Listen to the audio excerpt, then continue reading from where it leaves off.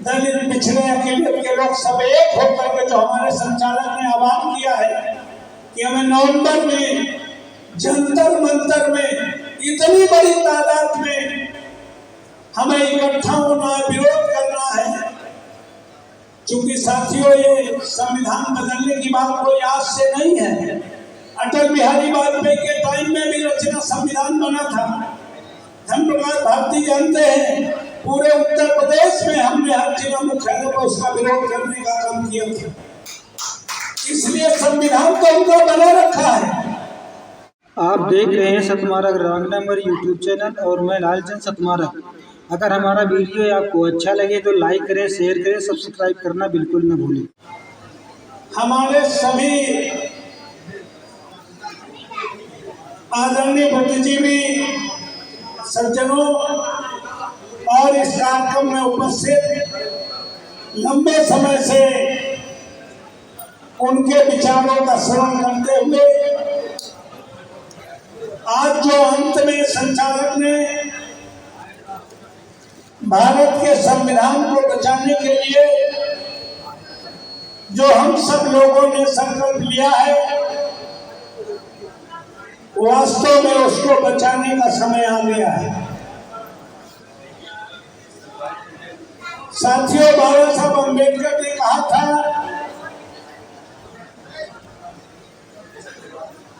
कि हमने बड़ी मुश्किलों का सामना करके समूचे मानव समाज के अधिकारों को और बुद्ध के उस भारत का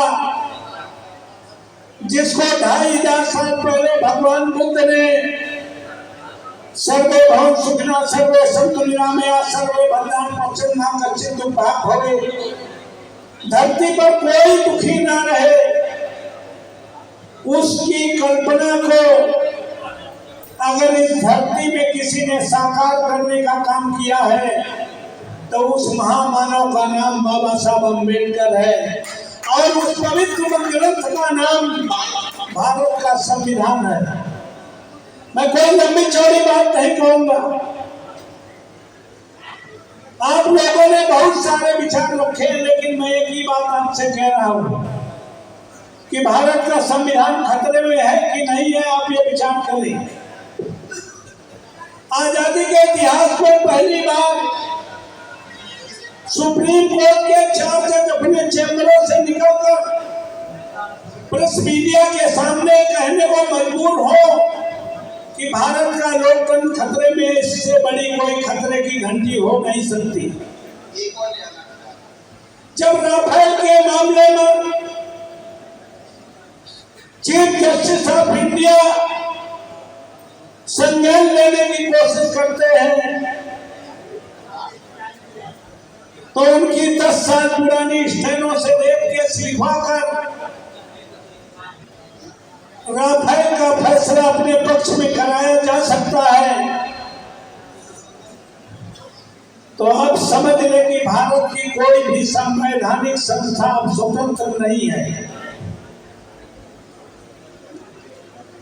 अभी अभी आज ही आपने अखबार में पढ़ा है,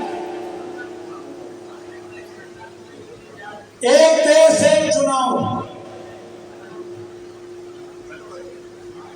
आपको अब भी नहीं समझ में आ रहा है कि संविधान खतरे में है।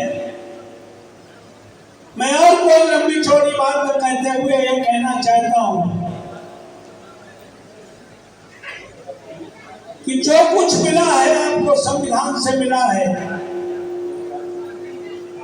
इसलिए उस संविधान की रक्षा करने के लिए अगर सड़कों पर उतरना पड़े, जेलों को भरना पड़े, अपने को बलिदान करना पड़े, तो हमें उसके लिए पूरी तरह से तैयार रहना चाहिए। तो मैं आज और कोई लंबी चौड़ी बात न करते हुए पुनः ये कहना चाहता हूं कि सारे देश की 28 पार्टियां मिलकर जो इंडिया का नाम दिया है, उससे सांप्रदायिक ताकतों में खलबली मच गई है। ये समय बंटने का नहीं है, ये समय एक होने का है। दलित, पिछड़े, अकेलियत के लोग जिन्हें संविधान पे आस्था है, जिन्हें लोकतंत्र से प्यार है,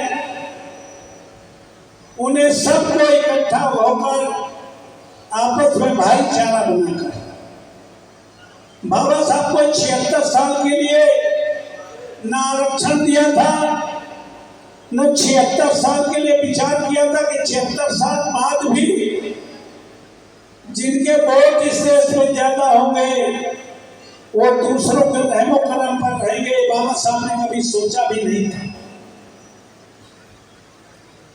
आज फिर जरूरत है बाबा साहब के उस बात के लिए कि दलित समाज के लोग, पिछड़े समाज के लोग, अकेलियत के लोग ये आपस में खान पान न करे, कोई बात नहीं। बाबा साहब ने तब कही थी जब जानवर को तालाब में घुसने की इजाजत थी। बाबा साहब अम्बेडकर जैसे आदमी को महान तालाब का आंदोलन करना पड़ा।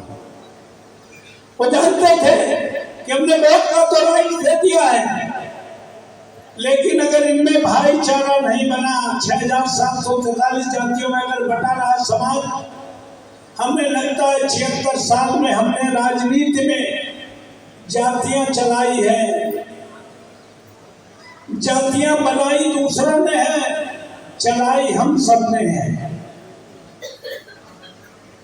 तो इसलिए उन जातियों को तोड़कर जो हमारे सामाजिक पुरोधाओं ने हमें रास्ता बताया है, जात छोड़ो समाज छोड़ो, उस रास्ते पे चलकर दलित, पिछड़े, अकेलियत के लोग सब एक होकर के जो हमारे संचालक ने आह्वान किया है कि हमें नवंबर में जंतर मंतर में इतनी बड़ी तादाद में हमें इकट्ठा होना, विरोध करना है। क्योंकि साथियों, ये संविधान बदलने की बात कोई आज से नहीं है। अटल बिहारी वाजपेयी के टाइम में भी रचना संविधान बना था। धर्मप्रकाश भारती जानते हैं, पूरे उत्तर प्रदेश में हमने हर जिला मुख्यालय पर उसका विरोध करने का काम किया था। इसलिए संविधान तो उनको बना रखा है, बदलना बाकी है। तो हम लोग उसके लिए पूरी तरह से बाबा साहब के संविधान बचाने के लिए कृत संकल्पित होकर, संकल्प लेकर हमने बताया है कि बड़ी से बड़ी कुर्बानी के लिए आज संकल्प लेके जाना है। आप सब आए हैं, आप सभी को पुनः इस कार्यक्रम में पूरी बौद्ध महासभा का जो पूरे प्रदेश और देश से चलकर आए हैं, उनका मैं हार्दिक स्वागत करता हूँ, वंदन करता हूँ, अभिनंदन करता हूँ और ये सब करता हूँ कि इस अभियान में राजा रामपाल एक अदना सा आदमी आपको भरोसा दिलाता है। हम बाबा साहब के मानने वाले लोग हैं, इसलिए आपको आश्वस्त करते हैं कि मेरी जिंदगी का अंतिम क्षण उस समाज की बेहतरी के लिए होगा। क्योंकि मेरी जिंदगी का उद्देश्य दूसरा है।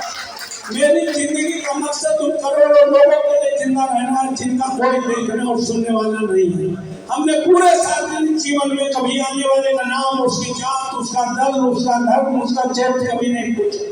हम आने वाले का केवल काम पूछते हैं। सार्वजनिक जीवन में लोगों को जात, दल, धर्म, क्षेत्र जलाते, हमारे कंप्यूटर में गड़बड़, हमें सारे भाई, सारे इंसान नजर आते हैं।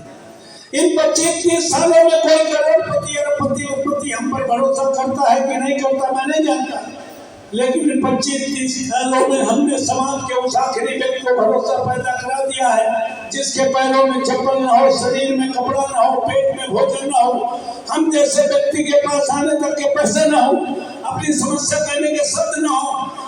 इन 150 किलोमीटर की सराउंडिंग में 1 करोड़ की आबादी वाले कानपुर नगर देहात में समाज की आखिरी पंक्ति में खड़ा आदमी भरोसा करता है। अभी राजा रामपाल को टेलीफोन करेंगे, मदद हो जाएगी, अभी चले जाएंगे, मदद हो जाएगी।